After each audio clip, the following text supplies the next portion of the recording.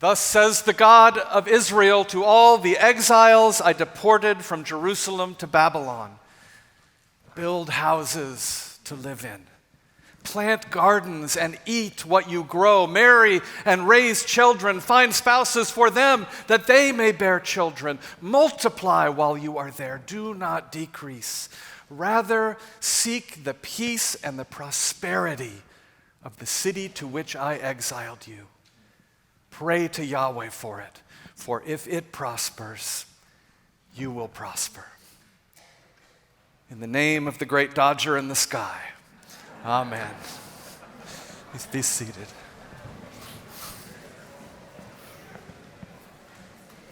So it is April 9th, 1981. I come home from school and I turn on the radio in my room. I'm 12 years old, and I'm not really a baseball fan. At the moment, I'm mostly concerned with the Phoenix Suns, who had just lost an NBA playoff game the night before. And my radio is still tuned to that station. But when I lie down on my bed and I turn on the radio, this is what I hear. Manny? So with 2 out, a full count, Howe ready to go, and listen to this crowd. Most of the folks on their feet now. Valenzuela delivers, through ball, got it swinging. What a way to start. Fernando Valenzuela in his first big league start pitches a shutout. Yeah. There was something about that voice, wasn't there? That amazing voice who knew just when to speak and when to let the roar of the crowd take you away. Who, when I closed my eyes and laid back on my bed, would make Dodger Stadium come to life in my imagination. I became a baseball fan that day. I became a Dodger fan that day, and my childhood had a new soundtrack, a new storyteller. I was 12 years old, and like a lot of 12-year-olds, there was nowhere I felt like I really belonged. I would exile myself in my room because it felt like the only place where I could be myself, even if I wasn't quite sure what that meant.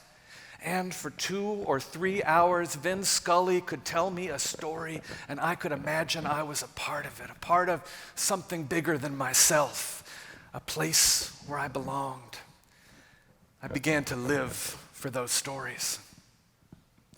Telling bedtime stories wasn't a thing in our house. We pretty much just got sent to bed.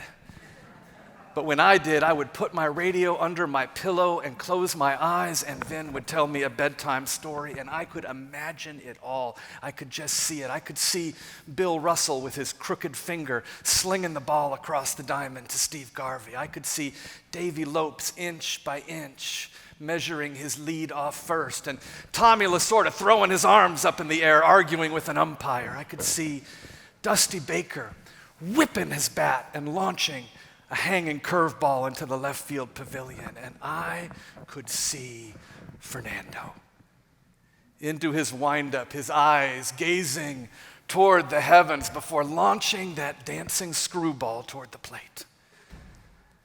That was the year, strike interrupted as it was, of Fernando mania, and I got as caught up in it from my bedroom in Tucson as any kid in LA. My aunt, who lived in Laverne and was a huge Dodger fan, she sent me one of those first Fernando Valenzuela posters, and I hung it on my wall. I found a Fernando Valenzuela Velcro wallet, and it became my prized possession.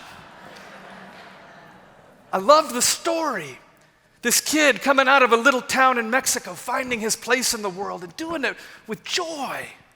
It made me imagine that there could be a place for me, that there was a place for me. That's the power of story. That's the power of imagination. And it's why great preachers, be they Jesus or Vin Scully, are at their heart storytellers. Telling stories that ground our imagination in reality while setting them free to dream. Stories where we imagine our own place. Stories that bring the past into the present and help us imagine amazing futures.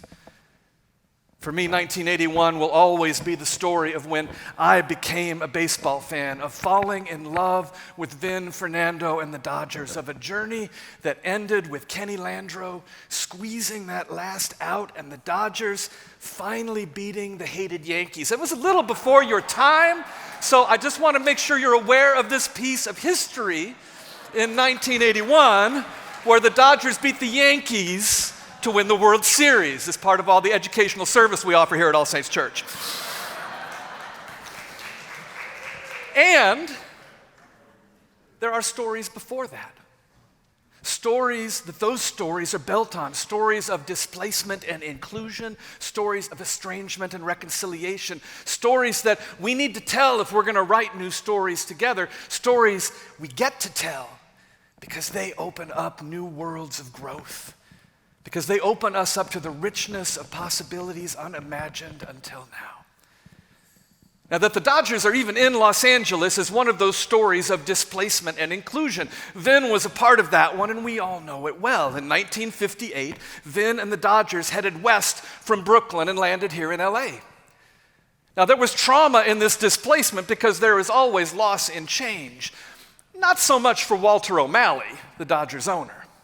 For him, it was a voluntary displacement, the displacement of the conqueror, not the conquered, more like the displacement of those who left Europe for the economic promise of colonization and not those whose wealth was colonized and bodies deported. And yet, we cannot deny that as much as we rejoice that the Dodgers call LA home, there was a pain caused by this displacement. Billy Crystal, a Yankees fan, says it was like the death of a favorite uncle. It hurts so much to be left behind by someone you love. So many of us know that feeling all too well of being left and alone. That is its own kind of displacement and disconnection, of wondering if we will ever find our place again, of wondering if we will ever be found again. The history of the Dodgers and of her two great cities is a story of pain and joy, not just on the field, but of leaving and finding, of being abandoned and being welcomed. And that's what makes it our story, because we've all been there, haven't we? Some of us are there right now. And if you are not alone. And yet there is another backstory of displacement and inclusion, of empire and exile. And that story is much less told, though I know many of you know it well. And some of you have lived and are living this one too. And if you are not alone either. When Fernando walked off that mound to that cheering crowd 41 years ago, it was about more than what he had just done standing on that piece of ground. It was about the story of what had happened more than 30 years before on that very spot. The story of what had happened for 40 years before that on ground that had been sacred long before Koufax and Drysdale called it home. It is the story of Abrana Arechiga and her daughter Lola and many, many others. Abrana was born in Zacatecas, Mexico. She was 19 and pregnant when she and her husband fled poverty and the destruction of the Mexican Revolution and crossed the border that generations before had crossed over her family and made her way to Morenci, Arizona. There, her husband gave his body to the mines for 5 years until the mines and the ground swallowed it for good. She met her second husband, Manuel Arechiga. They had a daughter named Lola, and they followed a dream, not of wealth, but of just a life where they could have a place to call their own and raise a family in peace and joy. They followed that dream to Los Angeles, to just a few miles south of here. They found a place called Palo Verde. They cobbled enough money together to buy a small piece of land on Malvina Avenue, and for 30 years they made that life for themselves. Manuel built their house with his own hands, saving up money for each plank, each nail, and building it plank by plank, nail by nail. It was as if the prophet Jeremiah was talking to them, saying, "Thus says God to all the exiles deported from Zacatecas to Los Angeles, build houses to live in, plant gardens and eat what they grow, marry and raise children, find spouses for them that they may bear children, multiply while you are there, do not decrease, rather seek the peace and prosperity of the city to which you have been exiled." And so they did. They all did. The neighborhood came to life around them with families just like theirs. Palo Verde and the nearby neighborhoods of La Loma and Bishop. The Arechiga family grew and were joined by other family members from Mexico whom the border had crossed over generations before. Manuel built 2 new houses. They danced when Lola married Pio and moved into their own place in the neighborhood. Sacred ground. They wept when Manuel's 8-year-old nephew, Manito, died from injuries falling down the stairs. There was not sufficient health care available for these families. The wake was held in the living room Manuel had built. Sacred ground. Against all odds, they had made Palo Verde their home. They had poured their lives into the land, and the land had given them joy and stability and a place of belonging in return.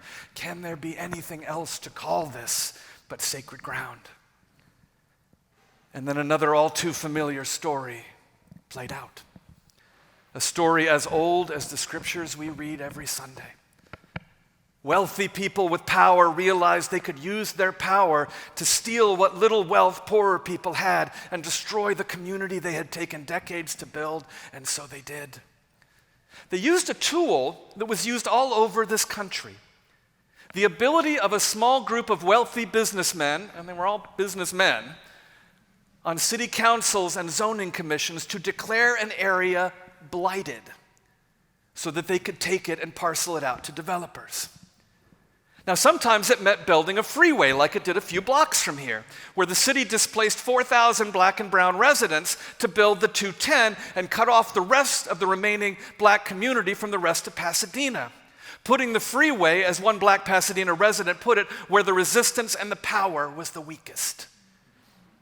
In this case, it meant taking these vibrant neighborhoods, the sacred ground of Palo Verde, La Loma, and Bishop, and lying and stealing, declaring them blighted so developers could build public housing despite the fact that there was already housing there. And when that fell apart, using it to lure Walter O'Malley and the Dodgers west from Brooklyn and giving it to him to build Dodger Stadium. Family after family was pushed off their land until only Abrana and Lola and a few others in their household remained. They were no longer immigrants. They were natives. This was their home. Not just the house, but Palo Verde, Los Angeles, and the United States. And they stood their ground, refusing to be exiled once more, refusing to leave their sacred ground. They fought and they fought and they fought until the very day, and some of you are old enough to remember the pictures, until the very day sheriff's deputies literally picked up and carried Abrana and Lola out of their home their husband and father had built with his own 2 hands, set them in a squad car, and made them watch as moments later a bulldozer reduced that house to rubble. 40 years gone in 10 minutes. So when I got home from school that day in 1981 and I heard Vin Scully tell the story of Fernando Valenzuela, I only knew part of the story. But I didn't know, nor did he tell the whole story about what it meant for that 19-year-old kid from Mexico to stand on ground made sacred not just by Drysdale and Koufax, but by Manuel and Abrana and Lola, and shut out the Astros that opening day to win his first 8 starts and lead them to a World Series championship. The story of how the Latino, Hispanic, Chicano community in Los Angeles had been estranged from the Dodgers since their arrival, and for good reason.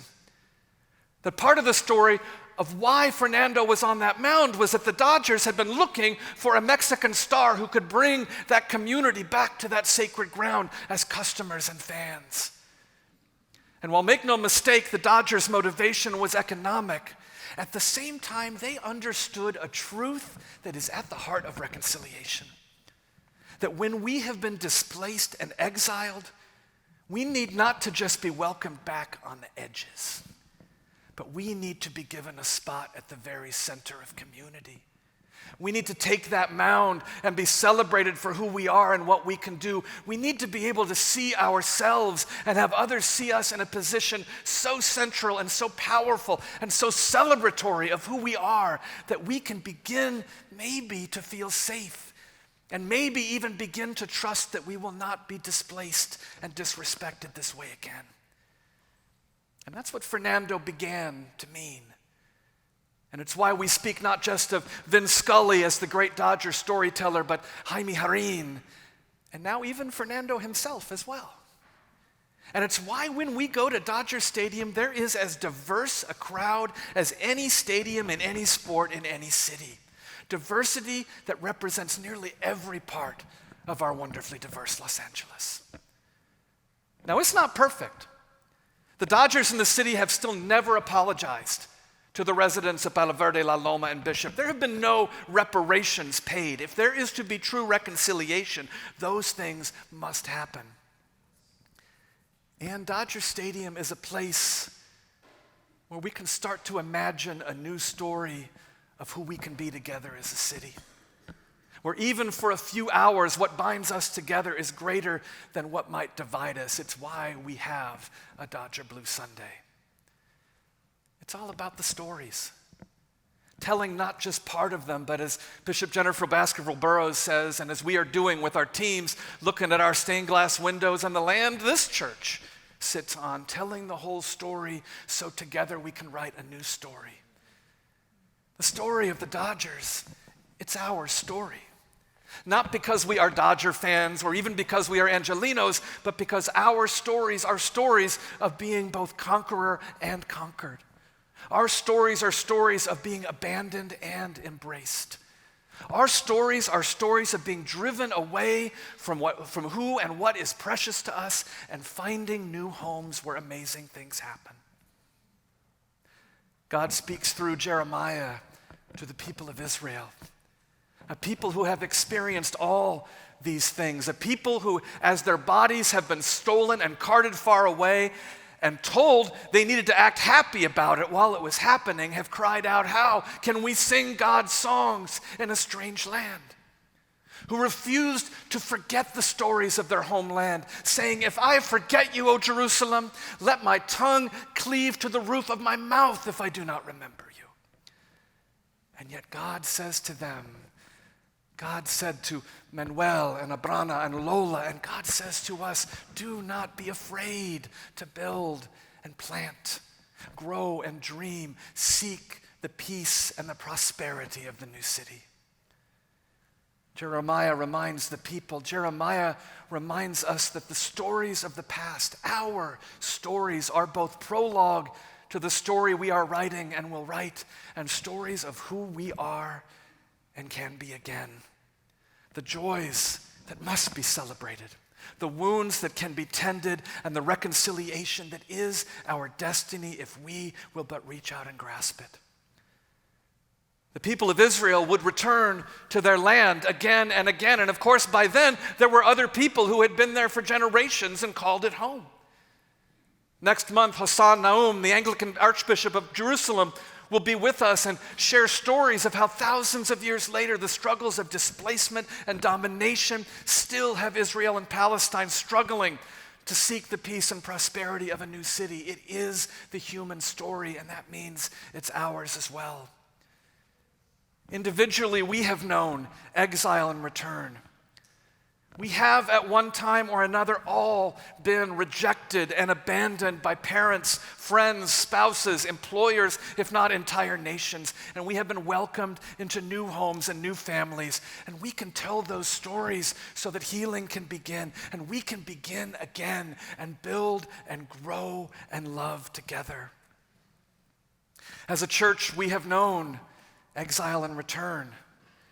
And not just from COVID. I know there are people who used to be sitting in these pews who are no longer here because they feel the church has left them. Some of them here, some of them because of changes we have made under my leadership. And others are here because they finally feel like their story is being centered after years of estrangement. We can tell those stories. so that healing can happen and we can listen to each other and tell a new story together. This morning, some of you have already participated in Imagine All Saints, our sharing and imagining circles that ask us to imagine how God is calling us to live our values of radical inclusion, courageous justice, joyful spirituality, and ethical stewardship in the months and years to come. For the rest of you, after this service, there will be another opportunity to participate out on the lawn. As Vin would say, it's a beautiful day. Pull up a chair for a while. All Saints, the opportunity before us is the opportunity of Jeremiah. It is the opportunity of the human family in every generation. It is the opportunity to tell the whole story so we can write a new story, to bring the past into the present so that wounds can be healed, not just out there, but in here and in here. For we are each and all exiles from somewhere looking for a home. In some ways, we are each that 12-year-old wondering, is there a place for me? And there are stories to be told. Our stories, your stories. Stories of our past and dreams of our future. Stories that will help us imagine and know that we can be a part of it, a part of something bigger than ourselves, a place where we belong. Amen.